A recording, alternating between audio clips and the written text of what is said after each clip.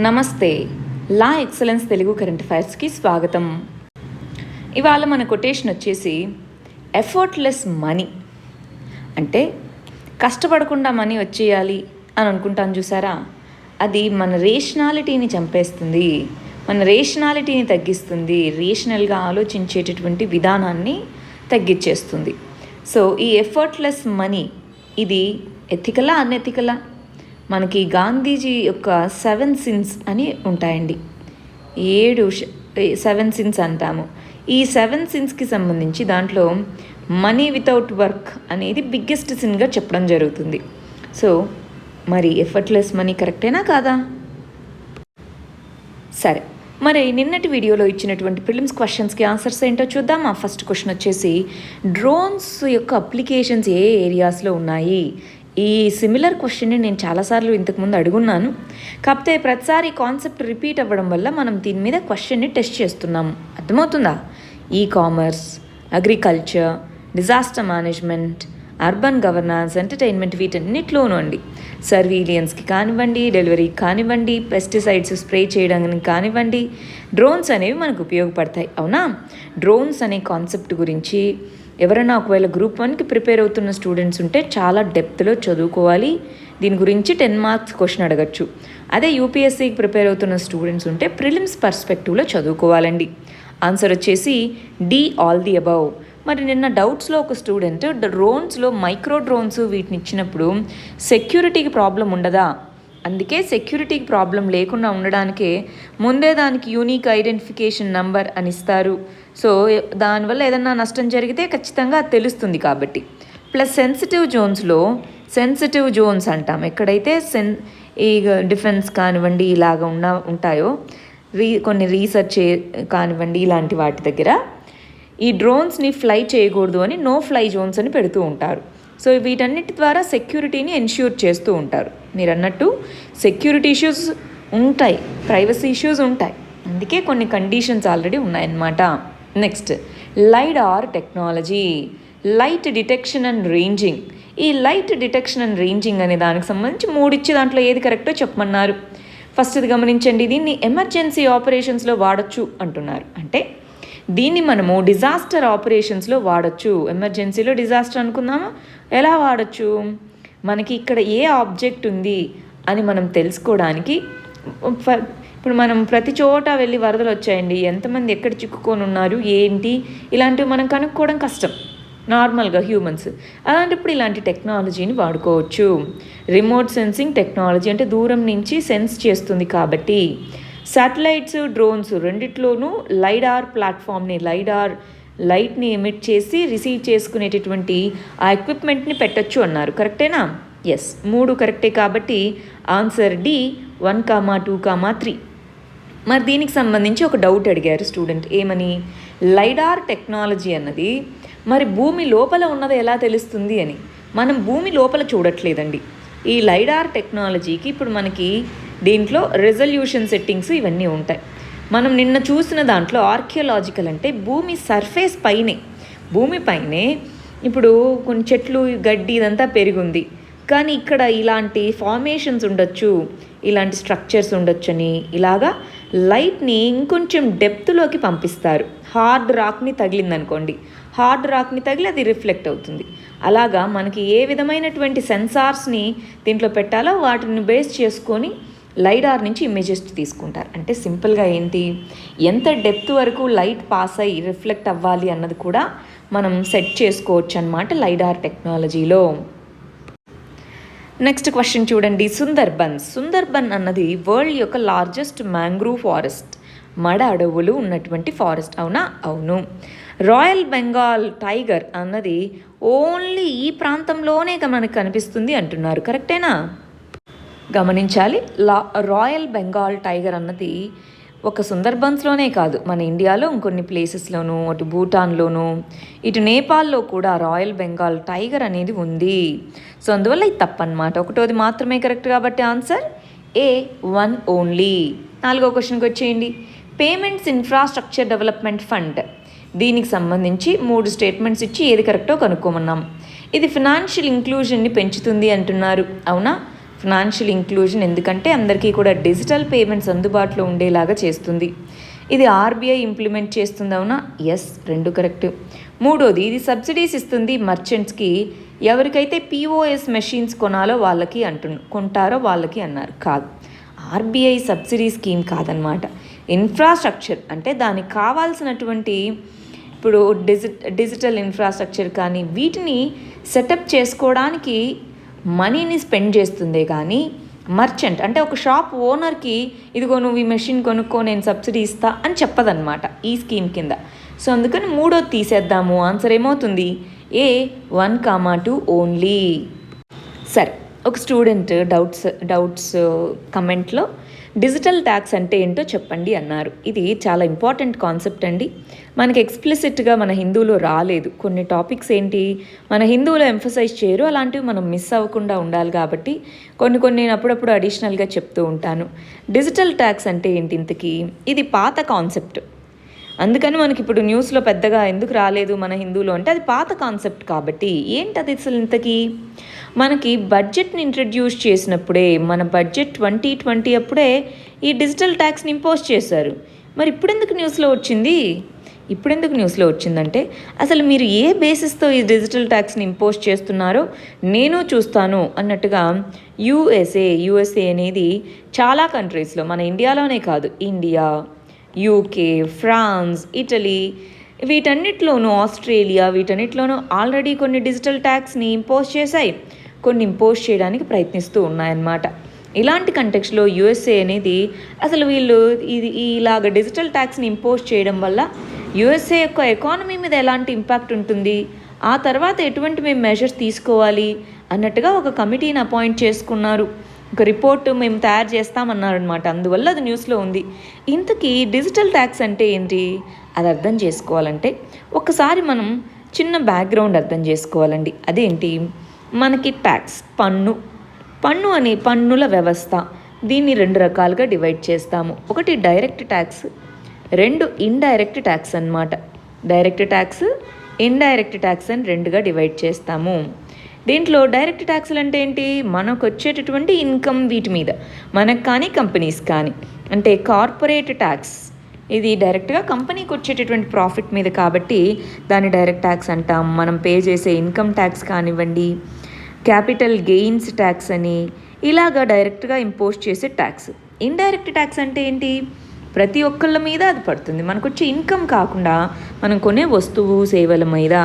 So GST అనేది మనకి indirect tax అన్నమాట. కస్టమ్స్ డ్యూటీ అంటాము. కస్టమ్స్ డ్యూటీ ఇంపోర్ట్స్ ఎక్స్పోర్ట్స్ అప్పుడు కస్టమ్స్ డ్యూటీని మనం ఇంపోజ్ చేస్తాము. సో ఇవన్నీ మనకి ఇండైరెక్ట్ ట్యాక్స్లు. సరే, ఇప్పుడు మనము డిజిటల్ ట్యాక్స్ అంటే ఏంటి ఇంతకీ? ఇది డైరెక్ట్ ట్యాక్సా ఇండైరెక్ట్ ట్యాక్సా? ఇది ఒక డైరెక్ట్ ట్యాక్స్. అంటే ఏంటి ఇంతకీ? అసలు డిజిటల్ ట్యాక్స్ మీనింగ్ చెప్తే కదా మీరు మాకు డైరెక్ట్ ట్యాక్స్ ఇండైరెక్ట్ ట్యాక్స్ అర్థమయ్యేది. ఎస్, ఇప్పుడు చూద్దాం దాని మీనింగ్ ఏంటి అంటే అసలు మనకి ట్యాక్సేషన్ సిస్టమ్ అనేది దేని మీద ట్యాక్స్ వేసేవాళ్ళు? మనకి ట్రెడిషనల్గా కన్వెన్షనల్గా ఒక కంపెనీ సెటప్ చేస్తారు. ఆ కంపెనీ ప్రొవైడ్ చేసేటటువంటి గూడ్స్ సర్వీసెస్ ఏదో ఉంటుంది, దాని నుంచి వచ్చిన ప్రాఫిట్స్ మీదనో వీటి మీదనో ఇంపోజ్ చేస్తూ ఉంటారు, లేదా వాళ్ళు ప్రొడ్యూస్ చేసిన గూడ్స్ మీదనో ట్యాక్స్ ఇంపోజ్ చేస్తూ ఉంటారు, అవునా? కానీ ఇప్పుడు ఏమైపోయింది? ఇప్పుడు మనం ఉన్నటువంటి ప్రస్తుత కాలంలో డిజిటల్ సర్వీసెస్ని ప్రొవైడ్ చేసే కంపెనీస్ పెరిగిపోయినాయి, అవునా? డిజిటల్ సర్వీసెస్ని ప్రొవైడ్ చేసేటటువంటి ఇవి పెరిగినాయి. ఫర్ ఎగ్జాంపుల్ ఈ కామర్స్ అనేది డిజిటల్ సర్వీసెస్ని ప్రొవైడ్ చేసేదనా కాదా?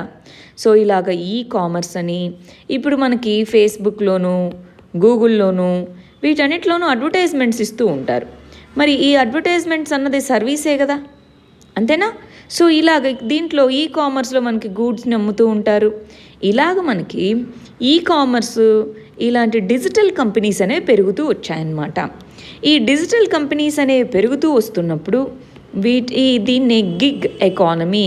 గిగ్ అంటే ఏంటి? గిగ్ అంటే డిజిటల్ ఎకానమీ.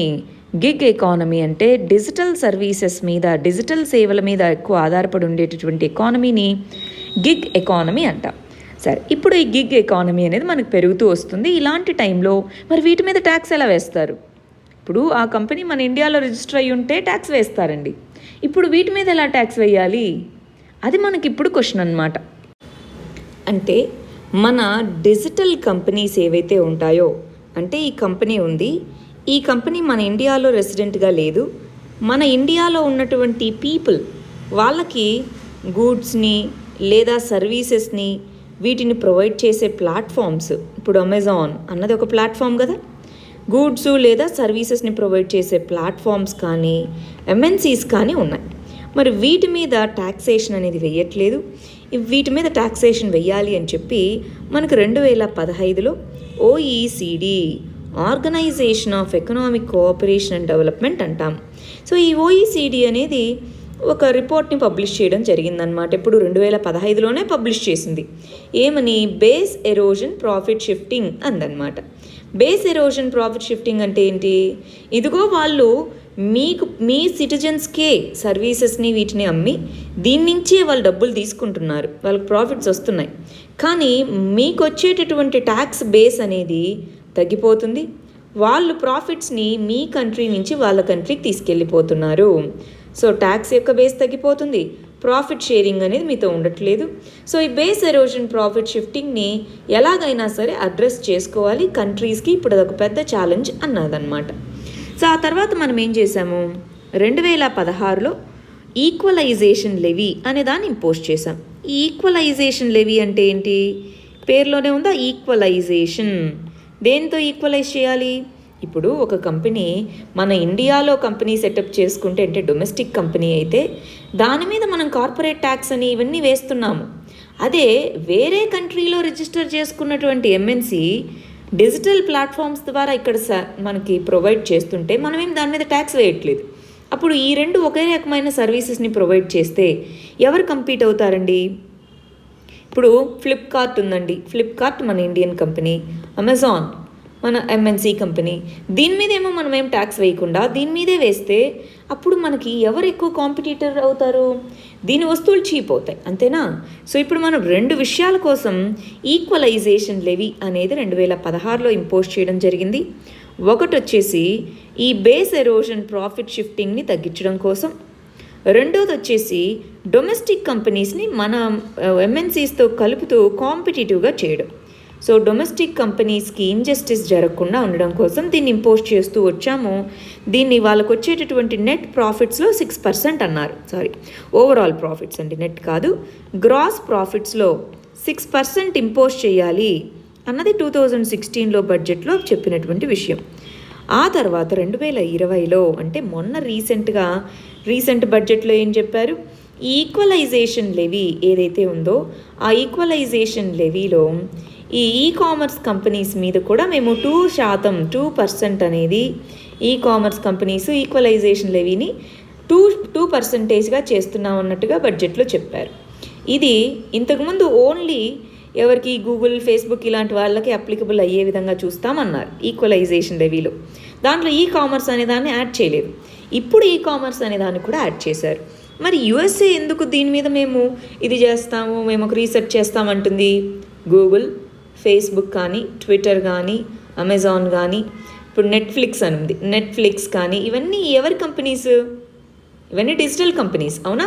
ఇవన్నీ ఎవరి కంపెనీస్? మరి అమెరికన్ కంపెనీస్. అంటే వాళ్ళ మీద ట్యాక్స్ వేస్తున్నాము అని చెప్పేసి, అంటే మా అమెరికన్ కంపెనీస్ యొక్క బిజినెస్కి ఏమైనా ఇబ్బంది కలుగుతుందేమో అన్నట్టుగా వాళ్ళు చెప్తున్నారు. మనం ఏమంటున్నాం? అదేమీ లేదు. ఇదిగో OECD rules, WTO world trade organization rules ప్రకారమే మేము ఈక్వలైజేషన్ లెవీ ఇంట్రడ్యూస్ చేసినప్పుడు కానీ, ఇప్పుడు అమెండ్ చేసుకున్నప్పుడు కానీ దీని ప్రకారమే వేశాము అన్నారు.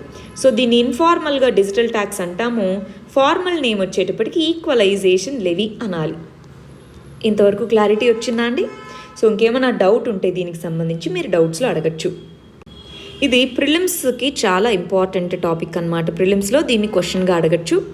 ప్రిలిమ్స్కి ఇంపార్టెంట్ టాపిక్ ఇది. For example base erosion profit shifting అంటే ఏంటని అడగచ్చు, లేదా ఇది ఎవరిచ్చారని అడగచ్చు, ఈక్వలైజేషన్ లెవీ అంటే ఏంటి అని అడగచ్చు, రీసెంట్గా ఎంత డిజిటల్ ట్యాక్స్ ఇంపోజ్ చేశారని అడగచ్చు, ఇది డైరెక్ట్ ట్యాక్సా ఇండైరెక్ట్ ట్యాక్సా అని అడగచ్చు. అర్థమవుతుందా? గ్రాస్ ప్రాఫిట్ మీద అంటే డైరెక్ట్ ట్యాక్సే కదా, సో డైరెక్ట్ ట్యాక్స్ అనేది ఇది. సో ఇలా గుర్తుపెట్టుకోవాలి. ఈ కాన్సెప్ట్ నేర్చుకుంటే చాలు, గుర్తుంటాయన్నీ. సరే, మరి వాళ్ళ ఫస్ట్ ఆర్టికల్ ఏంటో చూద్దామా? ఇవాళ ఇచ్చినటువంటి ఆర్టికల్స్లో ఒక 5-6 ఆర్టికల్స్ మనకి ఇండియా చైనా బార్డర్ డిస్ప్యూట్ గురించి ఇవ్వడం జరిగిందండి. దీన్ని ఓవరాల్గా మనం దేని కింద చదువుకుంటాము? ఇంటర్నేషనల్ రిలేషన్స్లో చదువుకుంటాము. డైమెన్షన్ వచ్చేటప్పటికి ఇండియా చైనా రిలేషన్స్ అన్న కంటెక్స్లో చదువుకుంటాం. లెర్నింగ్ ఆబ్జెక్టివ్స్కి వచ్చేటప్పటికి ఏమేమి ఉన్నాయి, అసలు ఏ ఏరియాస్లో ఈ కాన్ఫ్లిక్ట్ అనేది ఉంది, రెండోది ఈ కాన్ఫ్లిక్ట్ ఉన్నదాన్ని ఏ విధంగా మనం సాల్వ్ చేస్తున్నాము, ఇవేనా? సో మరి ఏరియాస్ ఎక్కడెక్కడ కాన్ఫ్లిక్ట్ ఉందో ప్రతిరోజు చూస్తూ వస్తున్నదే. సొల్యూషన్ కోసం మనం రెండు దేశాలు కూడా అటు మిలిటరీ లెవెల్లోనూ, అటు డిప్లొమాటిక్ లెవెల్లోనూ, ఇటు పొలిటికల్ లెవెల్లోనూ అన్ని విధాలుగాను ప్రయత్నిస్తున్నాము. కానీ చాలామంది చెప్తున్నది ఇక్కడ గమనించాలి. ఏం చెప్తున్నారు? వాళ్ళకి ఇంటర్నల్ ప్రెషర్స్ అంటే కంట్రీలో ఉన్న ప్రాబ్లమ్స్, మరి వాళ్ళు దానికి సమాధానం చెప్పాలి అక్కడున్న సిటిజన్స్కి.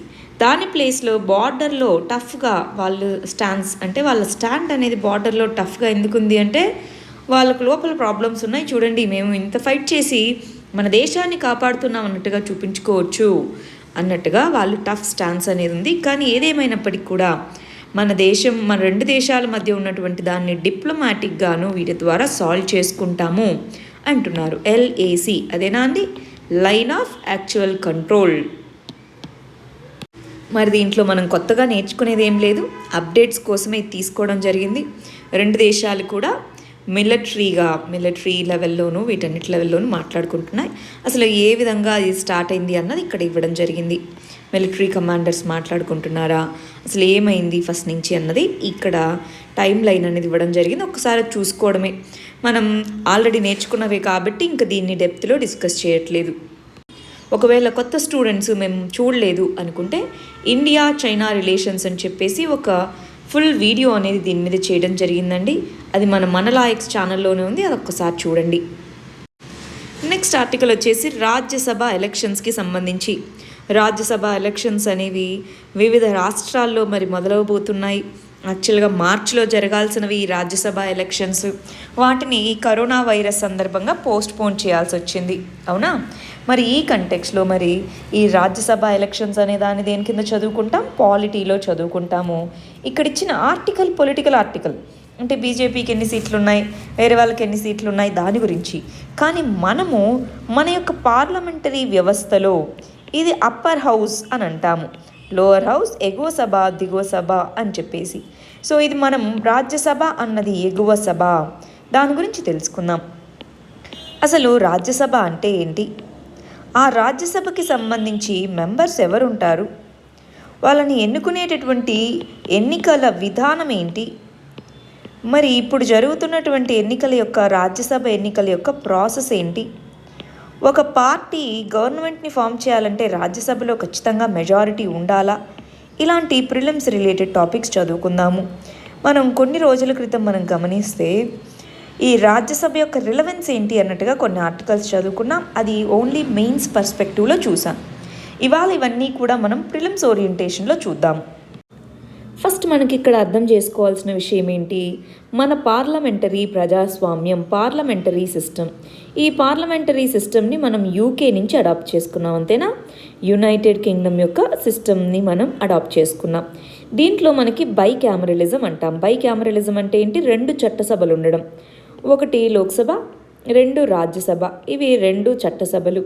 మరి వాటిలో లోక్సభ అనేది దాన్ని దిగువ సభ అని అంటూ ఉంటాం, లోవర్ హౌస్ అని. దీంట్లో ఉండేటటువంటి మెంబర్స్ని డైరెక్ట్ ఎలక్షన్, ప్రత్యక్ష పద్ధతిలో ఎన్నుకోవడం జరుగుతుంది. అదే రాజ్యసభకి ఉండేటటువంటి సభ్యులని ఇండైరెక్ట్ ఎలక్షన్ పద్ధతిలో ఎన్నుకోవడం జరుగుతుంది. ఇండైరెక్ట్గా ఎవరు ఎన్నుకుంటారు? డైరెక్ట్ అంటే ప్రజలు ఎన్నుకుంటారు ఓట్ చేసి.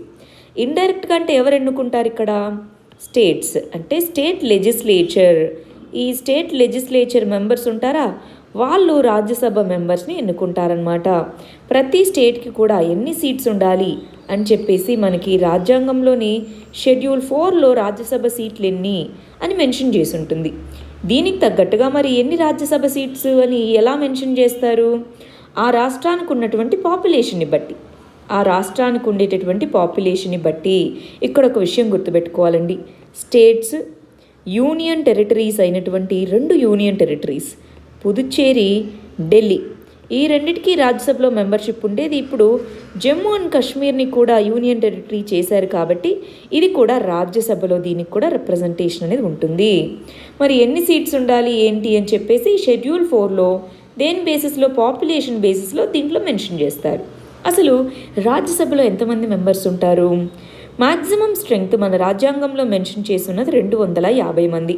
దాంట్లో 230 మంది యూనియన్ టెరిటరీస్ మరియు రాష్ట్రాలను రిప్రజెంట్ చేస్తే 12 మంది సభ్యులని ప్రెసిడెంట్ ఆఫ్ ఇండియా నామినేట్ చేస్తారనమాట.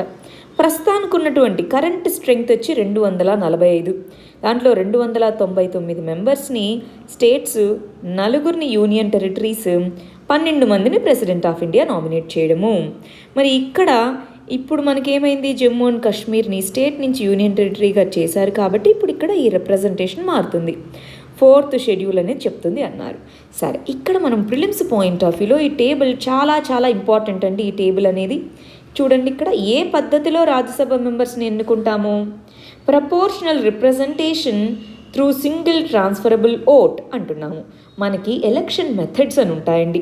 దాంట్లో వచ్చేసి first pass the post system అని చెప్పేసి, ఎఫ్పిటిపిఎస్ సిస్టమ్ అని చెప్పేసి, ప్రపోర్షనల్ సిస్టమ్ అని చెప్పేసి, proportional representation through single transferable vote అని చెప్పేసి, లిస్ట్ సిస్టమ్ అని చెప్పేసి ఇవన్నీ ఉంటాయి. సో ఇవాళ మనం ఏం హోంవర్క్ చేద్దామంటే, ఒకసారి మీరు మీ పాలిటీ బుక్ ఓపెన్ చేసి మీరు ఏ టెక్స్ట్ బుక్ చదువుతుంటే అది ఈ ఎలక్షన్ మెథడ్స్, ఈ ఎలక్షన్లో ఓటింగ్ మెథడ్స్ అంట. సో వీటి గురించి చదవాలి. ఇక్కడైతే రాజ్యసభకి ప్రపోర్షనల్ రిప్రజెంటేషన్ మెథడ్ ద్వారా ఎన్నుకోవడం జరుగుతుంది. మరి రాజ్యసభ నుంచి 8 స్టాండింగ్ కమిటీస్ అనేవి ఉంటాయి. దీంట్లో రాజ్యసభ యొక్క రోల్ ఏంటి? మనీ బిల్కి సంబంధించి మనీ బిల్ని ఓన్లీ లోక్సభలోనే ఇంట్రడ్యూస్ చేయాలి. రాజ్యసభలో ఇంట్రడ్యూస్ చేయలేరు, కానీ లోక్సభ పాస్ చేశాక రాజ్యసభకు వస్తుంది. ఇది అమెండ్మెంట్స్ చెప్పినప్పుడు లోక్సభ దాన్ని యాక్సెప్ట్ చేయొచ్చు, చేయకపోవచ్చు. రాజ్యసభలో లీడర్ ఎవరుంటారు? లోక్సభలాగే రాజ్యసభలో ఒక లీడర్ అనేవాళ్ళు ఉంటారనమాట. మినిస్టర్ అనేవాళ్ళు లీడ్ చేస్తూ ఉంటారు. సో మరి ఎవరు ఈయన ఫర్ ఎగ్జాంపుల్ ఈ పార్టీ నుంచి రాజ్యసభ లీడర్ అని ఎవరు అపాయింట్ చేస్తారు? ప్రైమ్ మినిస్టర్ అపాయింట్ చేస్తారనమాట. రాజ్యసభ మెంబర్గా ఎన్నికవ్వాలంటే ఎటువంటి క్వాలిఫికేషన్స్ ఉన్నాయి అంటే, మన సిటిజన్ అయి ఉండాలి, 30 ఏళ్ళకు పైబడి ఉండాలి, ఓట్ చేసేటటువంటి ఏదైనా ఒక పార్లమెంటరీ కాన్స్టిట్యుయెన్సీలో ఓట్ చేసే హక్కు అనేది కలిగి ఉండాలి. ఇండియాలో ఏ పార్లమెంటరీ కాన్స్టిట్యూషన్ అయినా సరే అన్నమాట. ఇవి ఉంటే మనం అలాగ రాజ్యసభ మెంబర్స్ని ఎన్నుకుంటాము. ఇక్కడ ఒక ఇంపార్టెంట్ విషయం గుర్తుపెట్టుకోవాలండి. అదేంటి? మనకి లోక్సభ నుంచే ప్రైమ్ మినిస్టర్ని ఎన్నుకోవాల్సిన అవసరం లేదు. లోక్సభ నుంచి అయినా సరే, రాజ్యసభ నుంచి అయినా సరే ప్రైమ్ మినిస్టర్ని ఆ పర్టికులర్ మెజారిటీ పార్టీ అనేది ఎన్నుకోవచ్చు. ఆ తర్వాత రాజ్యసభ అనేది పర్మనెంట్ హౌస్, 6 సంవత్సరాలు టెన్యూర్ అనేది ఉంటుంది. ప్రతి 2 సంవత్సరాలకు ఒకసారి 1/3 మెంబర్స్ రిటైర్ అవుతూ ఉంటారు. ఈ విషయాలు మనం గుర్తుపెట్టుకోవాలి. నెక్స్ట్ ఆర్టికల్ వచ్చేసి ప్రైవేట్ హాస్పిటల్స్. అసలు అవి ఏ విధంగా రెస్పాండ్ అవుతున్నాయి కోవిడ్-19కి సంబంధించిన కంటెక్స్ట్లో అన్నది ఇక్కడ చెప్తున్నటువంటి విషయం అండి. దీన్ని మనం సోషల్ జస్టిస్లో హెల్త్ మరియు హెల్త్ రిలేటెడ్ ఆస్పెక్ట్స్ అన్న దాని కింద చదువుకుందాము. ఇక్కడ డైమెన్షన్ వచ్చేటప్పటికి కోవిడ్-19 ట్రీట్మెంట్, కోవిడ్-19కి సంబంధించి ట్రీట్మెంట్, డయాగ్నోసిస్, వీటిలో గవర్నమెంట్ యొక్క రోల్ ఏంటి, ప్రైవేట్ హాస్పిటల్స్ యొక్క రోల్ ఏంటి, ఎంతవరకు అని ఇప్పుడు మనం గమనించి చూస్తే అండి, గవర్నమెంట్ హాస్పిటల్స్ ఉన్నాయి, వాటి యొక్క కెపాసిటీస్ లిమిటెడా కాదా అండి? అంతేనా? సో అవి అందరినీ కూడా గవర్నమెంట్ హాస్పిటల్స్లోనే జాయిన్ చేయలేం కదా. సో దానికి లిమిటెడ్ కెపాసిటీ ఉంది. సో మరి అలాంటప్పుడు మిగిలిన వాళ్ళందరికీ ట్రీట్మెంట్ అందించాలన్నా, డయాగ్నోసిస్ చేయాలన్నా ఎవరి యొక్క హెల్ప్ కావాలి? ప్రైవేట్ సెక్టార్ ఖచ్చితంగా రోల్ ఉండాలి. ఈ ప్రైవేట్ సెక్టార్ రోల్ దేంట్లో ఉంటుంది? కోవిడ్-19కి సంబంధించి డయాగ్నోసిస్ అంటే వ్యాధి నిర్ధారణ చేయడం అన్నమాట. ఈ డయాగ్నోసిస్లోనూ రోల్ ఉంటుంది. క్వారంటైన్కి సంబంధించి ఆ మెడిసిన్స్ కానీ ఏదైనా అందించేటప్పుడు అప్పుడు రోల్ ఉంటుంది. నెక్స్ట్ ఈ ట్రీట్మెంట్ అంటే ఐసోలేషన్లో పెట్టి ట్రీట్మెంట్ చేయాలి కదా. ట్రీట్మెంట్లో సివియర్ క్రిటికల్ కేసెస్లో ఐసీయూ యూనిట్స్ని మెయింటైన్ చేయడము, అంతేనా? సో వీటన్నిటిలో కూడా మన ప్రైవేట్ సెక్టార్ యొక్క రోల్ ఉంది. అయితే కొన్ని ప్రైవేట్ హాస్పిటల్స్ వచ్చేసి ఈ 14 రోజుల ట్రీట్మెంట్కి దీనికి 7 లక్షలు, 8 లక్షలు అలాగా ఛార్జ్ చేస్తూనే ఉన్నాయి. ఒక సామాన్య ప్రజలు అలాంటి వాటిని అందుకోగలరా? లేదు. అలాంటి కంటెక్స్లో చాలా రాష్ట్రాలు, చాలా స్టేట్స్ అన్నవి లిమిట్స్ పెడుతున్నాయి, క్యాప్స్ అంటాం. అంటే ఇదిగో ఇదే మ్యాక్సిమం అమౌంట్, మీరు ఇంతకు మించి పేషెంట్స్ దగ్గర నుంచి తీసుకోకూడదు అని చెప్పి స్టేట్స్ క్యాప్స్ పెడుతున్నాయి. అది మంచిదే. ప్రాఫిట్స్ ఉండాలి ఎవరికి? ప్రైవేట్ సెక్టార్, ప్రైవేట్ హాస్పిటల్కి. కానీ ప్రాఫిటీరింగ్, అతిగా ప్రాఫిట్స్ ఉంటే దాన్ని ప్రాఫిటీరింగ్, ఓన్లీ ప్రాఫిట్ కోసం మాత్రమే అతిగా ఛార్జ్ చేస్తే దాన్ని ప్రాఫిటీరింగ్ అంటారు. సో ప్రాఫిటీరింగ్ కాదు, ప్రాఫిట్స్ ఉండేలాగా చూడాలి, ప్రాఫిటీరింగ్ కాదు అన్నారు. మరి ఈ ఆర్టికల్ కూడా దానికి సంబంధించిందే అండి. ఇక్కడ ఏం చెప్తున్నారంటే ఖచ్చితంగా ప్రైవేట్ సెక్టార్ని కోవిడ్-19 యొక్క ఫైట్లో దాన్ని ఇంపార్టెంట్ రోల్ ప్లే చేసేలాగా చూడాలి అన్నారు. మనం గమనించి చూస్తే మనకి ఈ పర్టికులర్ కోవిడ్-19 వచ్చిన తర్వాత ప్రైవేట్ సెక్టార్ ఎక్కువ రోల్ ప్లే చేసిందా ఇనీషియల్గా, పబ్లిక్ సెక్టార్ ఎక్కువ రోల్ ప్లే చేసిందా? గవర్నమెంట్ సెక్టారే ఎక్కువ రోల్ ప్లే చేసింది, అవునా? ప్రైవేట్ సెక్టార్ యొక్క రోల్ అనేది లిమిటెడ్గా ఉండింది. కానీ కేసులు అనేవి విపరీతంగా పెరుగుతూ వెళ్తున్నాయి. మరి ఇలాంటి కంటెక్స్లో ప్రైవేట్ సెక్టర్ కంపల్సరీగా ఉండాల్సిందే. వాటిలో ల్యాబొరేటరీ సర్వీసెస్ అంటే టెస్టింగ్ ఇవన్నీ ప్రొవైడ్ చేయాలి. ఈ ల్యాబొరేటరీ సర్వీసెస్ని ప్రొవైడ్ చేసేందుకోసము మనం మన ప్రైవేట్ సెక్టార్ని వినియోగించుకోవాలి. హాస్పిటల్ ఇన్ఫ్రాస్ట్రక్చర్, ఇప్పుడు వెంటిలేటర్స్ ఇవన్నీ ఉండాలి, అవునా? సివియర్ కేసెస్లో హాస్పిటల్ ఇన్ఫ్రాస్ట్రక్చర్, బెడ్స్ ఉండాలి. ఇవన్నీ ప్రొవైడ్ చేసేందుకు మనం ప్రైవేట్ సెక్టార్ను వినియోగించుకోవాలి. సప్లై చైన్, ప్రైవేట్ సెక్టార్ అన్నది ఇప్పుడు పర్సనల్ ప్రొటెక్షన్ ఎక్విప్మెంట్ కానివ్వండి, మెడిసిన్స్ కానివ్వండి, నెక్స్ట్ మనకి డ్రగ్స్, యాంటీవైరల్ డ్రగ్స్ తయారైతే అవి, వ్యాక్సిన్స్ ఇవన్నీ ప్రొవైడ్ చేయడంలోనూ ప్రైవేట్ సెక్టార్ యొక్క రోల్ ఇంపార్టెంట్. ఇలాంటి కంటెక్స్లో డిఫరెంట్ మోడల్స్ని ప్రయత్నించాలి. కొన్నిట్లో PPP models, public private partnership మోడల్ని ప్రయత్నించవచ్చు. లేదా ప్రిడామినెంట్గా ప్రైవేట్ సెక్టార్నే సర్వీస్ ప్రొవైడర్గా చేయొచ్చు.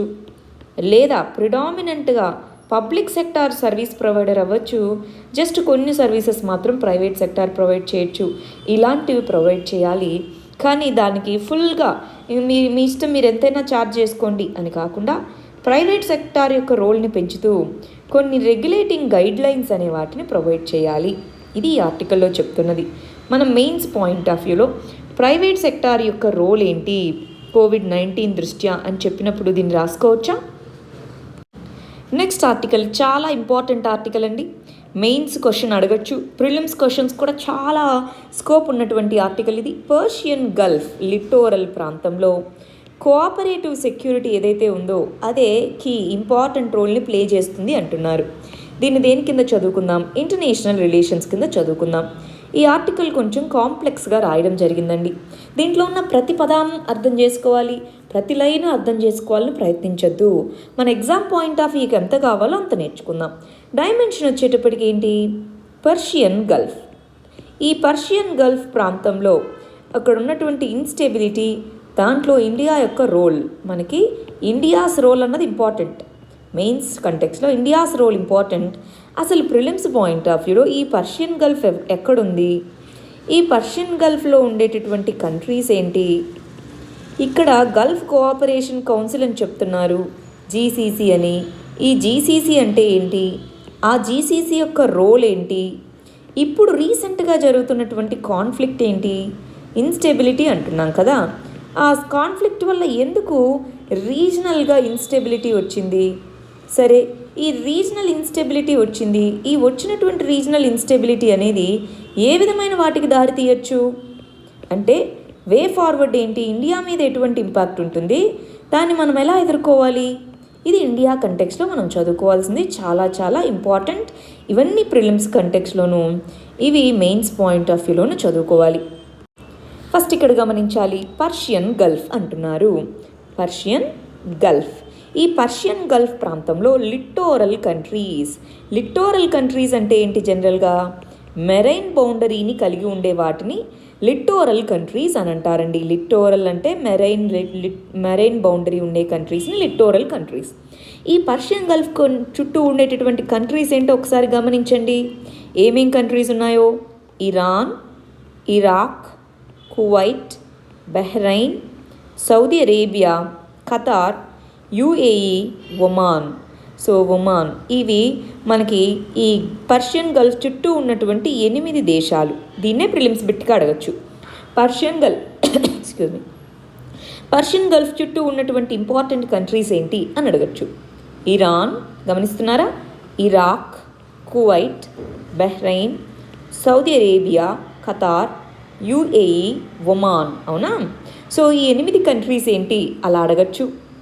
లేదా ఇక్కడ గల్ఫ్ కోఆపరేషన్ కౌన్సిల్ అని ఒక పదం వచ్చింది. నేను వీటన్నిటికీ సంబంధించి ఇష్యూ ఏంటో చెప్తాను, బ్యాక్గ్రౌండర్లో ఇది చదువుదాం. అలా కాకుండా క్వశ్చను పర్షియన్ గల్ఫ్ చుట్టూ ఉన్న లిటోరల్ కంట్రీస్ ఏంటి అన్నా కూడా ఇవి 8 వస్తాయి. మరి పర్షియన్ గల్ఫ్ని గల్ఫ్ ఆఫ్ ఒమన్తో కలిపేటటువంటి జలసంధి ఏంటి అంటే స్ట్రైట్ ఆఫ్ హార్ముజ్ అనాలి. మరి ఇక్కడ ఉండేటటువంటి ఇంపార్టెంట్ పోర్ట్ ఏంటి ఇరాన్లో? బందర్ అబ్బస్ అనేది ఒక పోర్టు, ఇక్కడ చాబహార్ అని ఇంకొక పోర్ట్ ఉంటుంది. సో వీటి నుంచి క్వశ్చన్స్ అడగచ్చు. ఈ స్ట్రైట్ ఆఫ్ హార్ముజ్ అనేది ఇదిగో ఇక్కడ ఉన్నటువంటి ఈ ఒమన్ అనే కంట్రీకి, ఇక్కడ ఉన్నటువంటి ఇరాన్కి మధ్యలో ఉంది. సో స్ట్రైట్ ఆఫ్ హార్ముజ్ అనేటటువంటిది ఏ 2 దేశాల మధ్య కాన్ఫ్లిక్ట్లో ఉంది, లేదా ఏ 2 దేశాల మధ్య విస్తరించి ఉంది అంటే ఇరాన్ ప్లస్ ఒమన్ అని రాసుకోవాలి. ఈ పర్షియన్ గల్ఫ్ దేనికి ఇంపార్టెంట్, దేనికి అది ఫేమస్? న్యాచురల్ గ్యాస్ మరియు ఆయిల్, ఇవన్నీ కూడా ఆయిల్ని ఎక్స్పోర్ట్ చేస్తాయి. న్యాచురల్ గ్యాస్, ఆయిల్ ఎక్స్ట్రాక్షన్ అనేది ఈ ప్రాంతంలో జరుగుతుంది. సరే, అవి కొన్ని ప్రిలిమ్స్. మరి ఇక్కడ వచ్చేయండి, గల్ఫ్ కోఆపరేషన్ కౌన్సిల్ 1981లో వచ్చింది. దీంట్లో ఇక్కడ ఉన్నటువంటి ఇరాక్, ఇక్కడ ఉన్నటువంటి ఇరాన్, పర్షియన్ గల్ఫ్ చుట్టూ ఉన్నటువంటి ఇరాన్ తప్ప మిగిలిన 6 దేశాలు మెంబర్స్గా ఉన్నాయి. ఇక్కడ చూడండి, Kuwait, Bahrain, Saudi Arabia, UAE, Oman, Qatar. So ఈ కంట్రీస్ అన్నీ కూడా మనకి రైట్, ఈ కంట్రీస్ అంటే 6 దేశాలు జీసీసీలో మెంబర్స్గా ఉంటే మొత్తం పర్షియన్ గల్ఫ్ ప్రాంతంలో 8 ఉన్నాయి. అప్పుడు క్వశ్చన్ ఎలా అడగచ్చు? పర్షియన్ గల్ఫ్ ప్రాంతంలో ఉంటూ మన గల్ఫ్ కోఆపరేషన్ కౌన్సిల్లో లేని కంట్రీస్ అనో ఉన్న కంట్రీస్ అనో ఇలా అడగచ్చు. దీంట్లో 8, దీంట్లో 6. రైట్, అవి అర్థం అవ్వాలి మనకి. సరే, ఇక్కడ ఏం చెప్తున్నారో ఆర్టికల్లో అదొకసారి చూద్దాం. దాని జిస్ట్ అనేది నెక్స్ట్ పేజ్లో చూద్దాం. ఫస్ట్ గమనించండి, పర్షియన్ గల్ఫ్లో 8 కంట్రీస్ ఉన్నాయి. ఇవన్నీ oil producing countries. Saudi Arabia power తగ్గిపోతుంది, జీసీసీ పవర్ తగ్గిపోతుంది. జీసీసీ యొక్క ఇంపార్టెన్స్ ఏంటి ఇండియాకి, ఇవన్నీ వాళ్ళు ఇచ్చినటువంటివండి. మనము దీన్ని మన మెయిన్స్ పర్స్పెక్టివ్లో ఎలా చూసుకోవాలో ఒక్కసారి మనం గమనిద్దాం. అసలు ఏమైంది మనకి 1900s ఈ టైంలో ఈ పర్షియన్ గల్ఫ్ ప్రాంతం ఉందా? ఈ పర్షియన్ గల్ఫ్ ప్రాంతాన్ని ఎవరి కంట్రోల్లో ఉండేది గమనించాలి. అప్పటికి మనం బ్రిటిషర్స్ కింద కొలనైజ్ అయ్యి ఉన్నాము.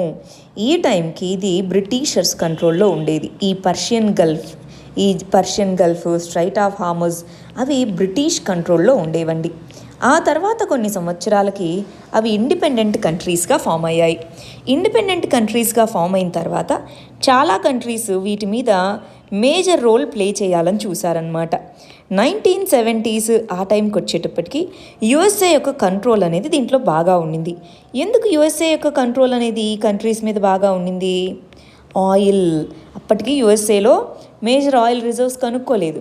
సో ఆయిల్ అనేది వీటి నుంచి ఇంపోర్ట్ చేసుకోవాలి. ఎనర్జీ అనేది ఏ కంట్రీకైనా ఇంపార్టెంట్. అందుకని వీటి మీద కంట్రోల్ని కూడా చేయడం మొదలుపెట్టిందనమాట.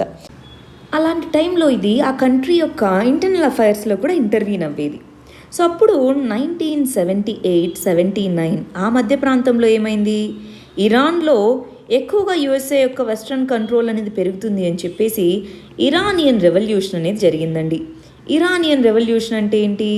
ఇరాన్లో ఉండేటటువంటి ప్రజలు వాళ్ళ యొక్క గవర్నమెంట్కి ఎగెయిన్స్ట్గా రెవల్యూషన్ చేయడం. ఇరానియన్ రెవల్యూషన్ జరిగి అక్కడ ఉండేటటువంటి క్యాపిటలిస్ట్కి అనుకూలంగా ఉండేటటువంటి వాళ్ళని తరిమివేశారు. అక్కడ ఉండేటటువంటి న్యాచురల్ రీసోర్సెస్, ఆయిల్ వెల్స్, వీటన్నిటిని నేషనలైజేషన్ చేయడం మొదలుపెట్టారు. అప్పటి నుంచి ఎనిమీగా చూడడం మొదలుపెట్టింది. సో ఆ తర్వాత ఏం చేసింది? ఈ గ్రూప్స్ని వీటికి చెక్ పెట్టాలి అన్న కంటెక్స్లో 1981లో ఈ జీసీసీ గల్ఫ్ కోఆపరేషన్ కౌన్సిల్ అనేది ఫామ్ అయింది. ఈ గల్ఫ్ కోఆపరేషన్ కౌన్సిల్లో ఎవరున్నారు? 6 దేశాలు. గమనిస్తే ఇరాన్, ఇరాక్ లేవు. గమనిస్తున్నారా? ఇరాన్, ఇరాక్ లేవు. ఒకవేళ అది ఈ రెవల్యూషన్కి ముందే అయి ఉంటే ఉండేవేమో, కానీ తర్వాత ఇరాన్ని చెక్ పెట్టడానికే ఇది ఫామ్ అయింది. సో ఇప్పటి నుంచి ఎలా మొదలైంది, అటు సౌదీ ఇటు ఇరాన్ ఈ రెండిటికి కాన్ఫ్లిక్ట్ అన్నట్టుగా మొదలైంది. సౌదీకి ఎవరు సపోర్టు, యుఎస్ఏ సపోర్ట్ చేస్తూ మొదలైంది. ఇలా ఉన్నటువంటి కంటెక్స్లో సౌదీ అనేది బాగా ఎదుగుతూ వచ్చింది. ఈ ఈ ఇరాన్ అనేది కొన్ని రోజులు ఇరాన్ అప్పటి నుంచి యుఎస్ఏకి అగెయినెస్ట్గానే ఉంటూ ఉందన్నమాట. మరి 2000స్లో ఏమైంది, ఇరాన్లో వీళ్ళు ఇలా ఉన్నారు, ఇరాన్లో న్యూక్లియర్ ఇది జరుపుతున్నారు అని చెప్పేసి న్యూక్లియర్ వెపన్స్ తయారు చేస్తుంది అని చెప్పి దాని మీద అక్యుజేషన్స్ వేశారు. ఆ తర్వాత శాంక్షన్స్ వేశారు. అలాగ ఇరాన్కి కాన్ఫ్లిక్ట్ అనేది ఆ ప్రాంతంలో పెరుగుతూ వస్తూ ఉంది. ఆ తర్వాత న్యూక్లియర్ డీల్ అనేది చేసుకున్నారు, ఇరాన్ న్యూక్లియర్ డీల్ అనేది చేసుకున్నారు. రీసెంట్గా ఏమైంది, ఈ ఇరానియన్ న్యూక్లియర్ డీల్ ఏదైతే చేసుకున్నారో దాని నుంచి బయటకు వచ్చేసారు. అవునా, ఇరానియన్ న్యూక్లియర్ డీల్ నుంచి బయటకు వచ్చేసి ఎవరు, యుఎస్ఏ బయటకు వచ్చేసి మళ్ళీ శాంక్షన్స్ వేయడం మొదలుపెట్టింది. దీంతో గత సంవత్సరం నుంచి 2019 సంవత్సరం నుంచి ఏమైపోయింది, అక్కడ టెన్షన్స్ అనేవి మొదలయ్యాయి. ఇక్కడ పర్షియన్ గల్ఫ్ ప్రాంతంలో, ఎస్పెషల్గా స్ట్రైట్ ఆఫ్ హార్ముజ్ ఆ ప్రాంతం మొత్తం కూడా టెన్షన్స్ అనేవి మొదలయ్యాయి. సౌదీ అరేబియా మీద మరి డిసెంబర్ ఆ టైంలో డ్రోన్ అటాక్స్ సౌదీ అరేబియా మీద జరగడము, ఇటు యుఎస్ఏ ఒకనొక సిచ్యువేషన్లో మేము వార్కి వెళ్తాము అని చెప్పేటటువంటి సిచ్యువేషన్కి కూడా పర్షియన్ గల్ఫ్ ప్రాంతం రీచ్ అయిందనమాట. సరే, ఇది ఇలా ఉండగా మరి అక్కడ ఇప్పుడు కొత్త డైనమిక్స్ ఏంటి, ఇదంతా హిస్టారికల్ ఆస్పెక్ట్. అవునా, ఈ హిస్టారికల్ ఆస్పెక్ట్ నుంచి మనము ఇప్పుడున్న పరిస్థితిని ఎలాగ డిరైవ్ చేయగలము, ఇప్పుడు అసలు ఎటువంటి పరిస్థితి ఉంది అని మనం ఎలా చెప్పగలము, దాన్ని మనం ఎలా ఎదుర్కోవాలని మనం చెప్పాలి, అది మనం ఇక్కడ నేర్చుకోవాల్సిన విషయం అన్నమాట. సరే, ప్రజెంట్ సిచ్యువేషన్ ఎలా ఉందో చూద్దాం. ప్రజెంట్ సిచ్యువేషన్కి వచ్చేటప్పటికి ఈ పర్షియన్ గల్ఫ్ ప్రాంతంలో ఈ సౌదీ అరేబియా యొక్క రోల్ అనేది తగ్గిపోతూ వస్తూ ఉంది. సౌదీ యొక్క రోల్ అనేది తగ్గుతూ వస్తుంది, ఎస్పెషల్గా ఆయిల్ క్రైసిస్. వీటిలో ఇరాన్ మరియు Qatar, so Qatar Saudi Arabia మీద పెద్ద గొడవ ఉంది, అది ఎప్పుడన్నా వీలైనప్పుడు చూద్దాం. సో ఇరాన్, ఖతార్ ఇలాంటి వాటి యొక్క పవర్ అనేది స్లోగా పెరుగుతూ వస్తూ ఉంది. రెండవది, ఇప్పుడు మొన్నటి వరకు ఓన్లీ యుఎస్ఏనే పవర్ఫుల్ కంట్రీ, యుఎస్ఏ చైనా మధ్య కాన్ఫ్లిక్ట్ అనేది పెరుగుతూ వస్తూ ఉంది. ఈ జీసీసీ గల్ఫ్ కోఆపరేషన్ కౌన్సిల్లో ఈ సౌదీ, ఖతార్ ఈ రెండింటి మధ్య కాన్ఫ్లిక్ట్ అనేది పెరుగుతూ రావడము, ఈ ప్రాంతంలో ఉన్న కంట్రీస్ ఒపెక్ అని చెప్పేసి ఈ గ్రూపింగ్లో ఇంపార్టెంట్ రోల్ని ప్లే చేస్తాయన్నమాట.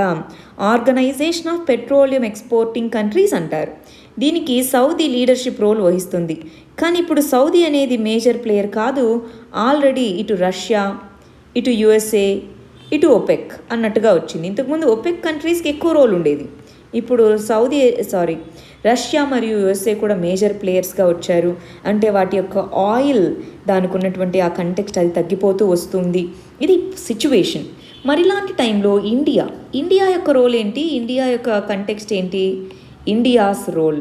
మనము ఇండియాలో ఈ గల్ఫ్ ప్రాంతం మీద దేనికి డిపెండ్ అయి ఉన్నాము, ఒకటి ఆయిల్. సో ఆయిల్ ఇంపోర్ట్స్లో మనకి 35% నుంచి 45% ఈ జీసీసీ కంట్రీస్ నుంచి వస్తుంది. అవునా, జీసీసీ కంట్రీస్ మనకి అప్రాక్సిమేట్గా 35% ఆయిల్ ఇంపోర్ట్స్ అనేవి వీటి నుంచే అవుతున్నాయి. మన దాంట్లో 9 మిలియన్ పీపుల్, మన కంట్రీ నుంచి అక్కడికి వెళ్ళి పనిచేస్తున్న వాళ్ళలో 9 మిలియన్ పీపుల్ ఈ కంట్రీస్లోనే ఉన్నారు. 9 మిలియన్ పీపుల్ డయాస్పోరా అన్నది మన వాళ్ళు అక్కడ ఉన్నారు. అక్కడి నుంచి వచ్చేటటువంటి రెమిటాన్సెస్ మనకి ఇంపార్టెంట్. మూడోది, స్ట్రాటజిక్గా కూడా ఇక్కడ ఈ ప్రాంతాల్లో కొన్ని ప్రాంతాల్లో ఇటు ఐఎస్ పెరగడము, ఇటు పాకిస్తాన్ యొక్క రోల్ పెరగడము, ఇటు చైనా యొక్క రోల్ అనేది పెరగడము, ఇలాంటివన్నీ కూడా మనకి స్ట్రాటజిక్గా కూడా కన్సర్న్స్గా మిగిలిపోయాయన్నమాట. మరి ఇలాంటి టైంలో ఏం చేయాలి, పర్షియన్ గల్ఫ్లో రీసెంట్గా చాలా కాన్ఫ్లిక్ట్ వస్తుంది, ఏం చేద్దాం మరి, దానికే ఇందాక చెప్పినట్టు కోఆపరేటివ్ స్ట్రాటజీ కావాలి అంటున్నారు. అంటే ఇది మన సెక్యూరిటీ స్ట్రాటజిక్గా అన్నిటికీ ఇంపార్టెంట్ కాబట్టి కోఆపరేటివ్ సెక్యూరిటీ స్ట్రాటజీ, అన్ని దేశాలతో కోఆపరేటివ్గా మన యొక్క సెక్యూరిటీ స్ట్రాటజీని మనం డివైస్ చేసుకోగలగాలి, రీజనల్ స్టెబిలిటీని పెంచుకోగలగాలి. ఎందుకంటే ఈ రీజన్లో ఇన్స్టెబిలిటీ వస్తే అక్కడ ఉండేటటువంటి ఇది ఇంపాక్ట్ అవుతుంది, దానివల్ల చాలా విషయాలు ఇంపాక్ట్ అవుతాయి. సో కోఆపరేటివ్ సెక్యూరిటీ స్ట్రాటజీని మనం తీసుకునే వైపుగా ముందుకెళ్ళాలి. నెక్స్ట్ ఆర్టికల్ వచ్చేసి మన ఉన్న పెద్ద ప్రాబ్లం, ఇక్కడ ఎలిఫెంట్ ఇన్ ద రూమ్ అనేటటువంటి ఫ్రేజ్కి మీనింగ్ ఏంటి, మన ఉన్న పెద్ద ప్రాబ్లమ్ని మనం ఆన్సర్ చేయాలి, మనం సాల్వ్ చేసుకోవాలి అని చెప్పేసి. ఎలిఫెంట్ ఇన్ ద రూమ్ అంటే అన్సాల్వ్డ్ ప్రాబ్లం లేదా బర్డన్ అని ఆ ఫ్రేజ్కి మీనింగ్. సో ఇక్కడ ఏం చెప్తున్నారు, రీసెంట్గా కేరళలో ఈ డెత్ ఆఫ్ ఎలిఫెంట్ అనేది అయింది కదా, దానికి సంబంధించి. దీన్ని మనం దేంట్లో చదువుకుందామండి, ఎన్విరాన్మెంట్ కింద చదువుకుందాము. డైమెన్షన్ వచ్చేటప్పటికి ఎన్విరాన్మెంటల్ ప్రొటెక్షన్ మరియు ఎన్విరాన్మెంటల్ డిస్ట్రక్షన్. ఈ ఎన్విరాన్మెంటల్ ప్రొటెక్షన్ మనం చేయకపోతే ఇలాంటివి రిపీట్ అవుతూనే ఉంటాయి. సో దీని మీద మనం ఫోకస్ పెట్టాలి, ఒక చిన్న విషయం కాదు, ఓవరాల్గా లార్జర్ పిక్చర్ని చూడాలి అంటున్నారు. ఫస్ట్ ఇక్కడ ఒక విషయం అర్థం చేసుకోవాలండి, ఫేక్ న్యూస్ అనేది పెరుగుతూ ఉంది. దీంట్లో చెప్పలేదు ఈ ఆర్టికల్లో, కానీ మనకి లాస్ట్ కొన్ని రోజులుగా దీని గురించి న్యూస్లో ఉంది కాబట్టి చెప్తున్నాను. అంటే ఈ ఎలిఫెంట్ అనేది ముస్లిమ్స్ మెజారిటీ ఉన్నటువంటి జిల్లాలో చనిపోయిందని చెప్పడము, లేదా చాలా జంతువులను ఇలానే చంపేస్తున్నారని చెప్పడము, అలాంటి ఫేక్ న్యూస్ అనేది స్ప్రెడ్ అవుతుంది. దాన్ని ముందుగా మనము ఎంకరేజ్ చేయకూడదు. సరే, రెండో విషయం, అసలు ఇక్కడ చెప్తున్నది ఏంటి, ఇప్పుడు దీనికి రీజన్స్, ఈ పర్టికులర్ యానిమల్ డెత్ యొక్క రీజన్స్ చాలా ఉండొచ్చు. మరి దాని వెనకాల ఉన్నటువంటి లార్జ్ ఇష్యూ ఏంటి అని మనం అర్థం చేసుకోవాలి. అసలు ఈ లార్జ్ ఇష్యూ ఏంటి, అసలు ఇలా జరగడానికి ఇలాంటి దానికి రీజన్స్ ఏంటి, మరి దానికి ఏమన్నా ఆల్రెడీ గవర్నమెంట్ దగ్గర మెజర్స్ ఉన్నాయా, ఇప్పుడు వే ఫార్వర్డ్ ఏంటి, ఫర్దర్గా ఏం చేద్దామంటారు, ఇవి మనం ఇక్కడ నేర్చుకోవాల్సిన విషయాలండి. ఇంపార్టెంట్ ఆర్టికల్, ప్రిలిమ్స్ మరియు మెయిన్స్ రెండిటి పర్స్పెక్టివ్లోనూ దీంట్లో మనం చదువుకుపోయేటటువంటి విషయాలు చాలా యూజ్ అవుతాయి. అవి ఎలాగో చూద్దాం. ఇక్కడ ఈ ఆర్టికల్లో వైల్డ్ లైఫ్ ప్రొటెక్షన్ యాక్ట్ అనే దాని గురించి చెప్తున్నారు. ఒకసారి దాన్ని చూసి మనం దీనికి వెళ్ళిపోదాం. ఓవరాల్గా ఆర్టికల్లో చెప్తున్నటువంటిది ఏంటి, మ్యాన్ యానిమల్ కాన్ఫ్లిక్ట్ అంటే హ్యూమన్స్కి జంతువులకి మధ్య జరిగేటటువంటి కాన్ఫ్లిక్ట్ వల్ల ఇలా జరుగుతుంది. హ్యూమన్ పాపులేషన్ పెరిగిపోతూ ఉండడము, టైగర్ నంబర్సు, ఈ ఎలిఫెంట్స్కి సంబంధించిన నంబర్సు పెరిగిపోవడము, రీసోర్సెస్, వాటికి ఉన్నటువంటి ఫారెస్ట్ ల్యాండ్ని డిస్ట్రాయ్ చేయడం వల్ల రీసోర్సెస్ అనేవి తగ్గిపోవడము, ఈ కాన్ఫ్లిక్ట్ యానిమల్స్ని. సరే, ఏం చేద్దాం మరి, సొల్యూషన్స్ ఏంటి అని మనం చూద్దాం. సో ఇవన్నీ రీజన్స్ కదా, దీనికి solution already wild life protection యాక్ట్లో ఉంది అంటున్నారు. ఎలా ఉంది అసలు, ఆ చట్టం ఏంటో చూద్దాం ఒకసారి. వైల్డ్ లైఫ్ ప్రొటెక్షన్ యాక్ట్ అంటే ఇది స్టేట్ వైల్డ్ లైఫ్ అడ్వైజరీ బోర్డ్స్ని ప్రొవైడ్ చేస్తుంది, సెంట్రల్ వైల్డ్ లైఫ్ అడ్వైజరీ బోర్డ్స్ని ప్రొవైడ్ చేస్తుంది అన్నమాట. దీంట్లో హంటింగ్ వైల్డ్ యానిమల్స్, బర్డ్స్ని, వాటిని హంట్ చేయడానికి రెగ్యులేషన్స్ అనేవి ఉన్నాయి. శాంక్చురీస్, నేషనల్ పార్క్స్ అనేవి ఈ చట్టం కింద ఏర్పాటు చేస్తారు. Trade, wild animals, animal products, వీటిని ట్రేడ్ చేసేదాన్ని ఇది రెగ్యులేట్ చేస్తుంది. ఈ చట్టంలో చెప్పిన విషయాల్ని కనుక వైలేట్ చేస్తే వాటికి పనిష్మెంట్స్ అనేవి ఈ చట్టం కింద అప్లికబుల్ అవుతాయి అని చెప్తున్నారు. దీంట్లో మనకి 6 షెడ్యూల్స్ అనేవి ఉన్నాయండి. 6 షెడ్యూల్స్, ఒక్కొక్క షెడ్యూల్లో కొన్ని లిస్ట్ ఆఫ్ నేమ్స్ అనేవి ఉన్నాయి. ఎండేంజర్డ్ స్పీషీస్ అనేవి షెడ్యూల్ 1లో ప్రొవైడ్ చేయడం జరిగింది. ఈ షెడ్యూల్ 1లో ఉన్నటువంటి ఏ యానిమల్ని హంట్ చేసినా, హార్మ్ చేసినా స్ట్రిక్ట్ పనిష్మెంట్స్ ఉంటాయి. అంటే షెడ్యూల్ 1లో ఉన్నటువంటి యానిమల్స్కి హయ్యర్ ప్రొటెక్షన్ అనేది కల్పించడం జరిగిందనమాట. నెక్స్ట్ షెడ్యూల్ 2, షెడ్యూల్ 3 మరియు షెడ్యూల్ 4, సో వీటిలో కూడా రెగ్యులేషన్ అనేది చేయడం జరిగింది. అయితే షెడ్యూల్ 5 అనేది ఉంది చూసారా, ఈ షెడ్యూల్ 5లో ఉండేటటువంటి స్పీషీస్ని, అంటే ఈ షెడ్యూల్ అంటే లిస్ట్ అండి, అంటే షెడ్యూల్ అంటే ఆ లిస్ట్లో ఈ పేర్లన్నీ ఉంటాయి. అలాగే షెడ్యూల్ 5లో ఉన్న వాటిని వర్మిన్ అని అంటారు. సో దాన్ని హంట్ కూడా చేయొచ్చు అన్నమాట, రెస్ట్రిక్షన్స్ ఏం లేకుండా హంట్ కూడా చేయొచ్చు. మనకి మామూలుగా ఈ అడవి పందులు ఇలాంటివి ఉంటాయి, వాటిని వర్మిన్ స్టేటస్లో పెడుతూ ఉంటారు. వాటిని ఈ ఫారెస్ట్ స్టాఫ్ కూడా చంపేస్తూ ఉంటారు, అవన్నీ వచ్చి పంటలు నాశనం చేస్తూ ఉంటే అట్లా అన్నమాట. వైల్డ్ లైఫ్ వార్డెన్స్ అనే వాళ్ళు ఉంటారు, వాళ్ళు ఈ పర్టికులర్ చట్టాన్ని అడ్మినిస్టర్ చేస్తారంటున్నారు. దీనికి అమెండ్మెంట్ కూడా తీసుకొని రావడం జరిగింది. సరే, ఇది వైల్డ్ లైఫ్ యాక్ట్ గురించి. సరే, మరి ఇప్పుడు మనము ఈ ఆర్టికల్లో ఏమిచ్చారో చూద్దాం. ఈ ఆర్టికల్లో గమనించాలి, ఇప్పుడు మనకి ఈ పర్టికులర్ ఎలిఫెంట్ అనేది చనిపోయింది అని మనకు తెలుసు. సో దాంట్లో కూడా వాళ్ళు ఇలాగా క్రాకర్స్, పైనాపిల్లో క్రాకర్స్ అన్నారు. మరి అసలు ఎందుకు పెట్టి ఉండొచ్చు అక్కడ, అసలు ఎందుకు ఉండింది అది? హ్యూమన్ యానిమల్ కాన్ఫ్లిక్టేనా? ఇలాంటి హ్యూమన్ యానిమల్ కాన్ఫ్లిక్ట్ ఎందుకు వస్తుంది, అది కదా మనం చూడాలి. ఈ ఒక్క ఇన్సిడెంట్ కోసం మనం పోస్టులు చేసుకొని అది ఇదని మాట్లాడుకుంటే సరిపోయిందా? హ్యూమన్ యానిమల్ కాన్ఫ్లిక్టే అసలు ఎందుకు వస్తుందని చూసుకోవాలా, అది మనం ఇక్కడ చూడాలి. So wild life protection act కింద మనం వర్మిన్ అని చెప్పి షెడ్యూల్ 5 కింద కొన్ని వాటిని పెట్టి వాటిని కంట్రోల్ చేస్తూ ఉంటాం. కానీ ఇలాగ ఎప్పుడైనా ఒక ప్రాణిని వర్మిన్లోకి లిస్ట్లోకి ఎంట్రీ చేసినప్పుడు చాలామంది ఇదిగో యానిమల్స్ని చంపడం తప్పు ఇలా అంటూ ఉంటారు. కానీ ఇలా చంపకపోతే మరి పంటలను నాశనం చేస్తూ ఫార్మర్స్కి నష్టం జరిగితే దాన్ని ఎవరు చూస్తారు? దానివల్లే ఫార్మర్స్ వాళ్ళ చేతిలో వాళ్ళు ఇవి తీసుకోవాల్సి వస్తుంది, గవర్నమెంట్ చేయలేకపోతుంది కాబట్టి. ప్లస్ మాన్సూన్ సీజన్లో ఇలాగ యానిమల్స్ హ్యూమన్ హ్యాబిటేషన్స్ దగ్గరికి రావడం కామన్గానే ఉంది. మనం ఓవర్ ఎక్స్ప్లాయిటేషన్ చేసి వాటి యొక్క హ్యాబిటాట్స్ని ఆక్యుపై చేస్తున్నాము.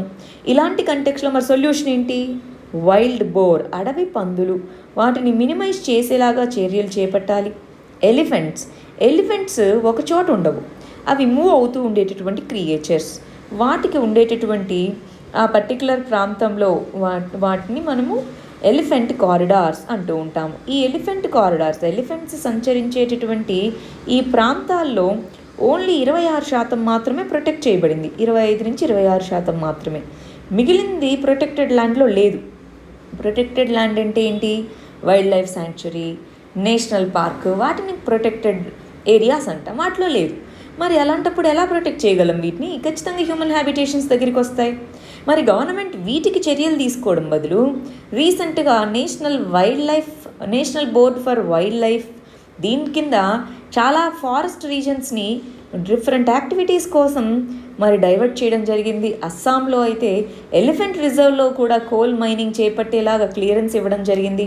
మరి ఇవి ఎలా సొల్యూషన్స్ అవుతాయి? ఎన్విరాన్మెంటల్ కాన్షియస్నెస్ ఉండేలాగా చర్యలు చేపట్టాలి. మన ప్రతి డెవలప్మెంట్ యాక్టివిటీ కూడా ఎన్విరాన్మెంట్ని దృష్టిలో పెట్టుకొని చేయాలి. అది ఇక్కడ మనకు చెప్తున్నటువంటిదండి. సరే, మరి నిన్న ఇచ్చినటువంటి క్వశ్చన్స్కి మన వాళ్ళు ఎలా ఆన్సర్ రాశారో చూద్దాం.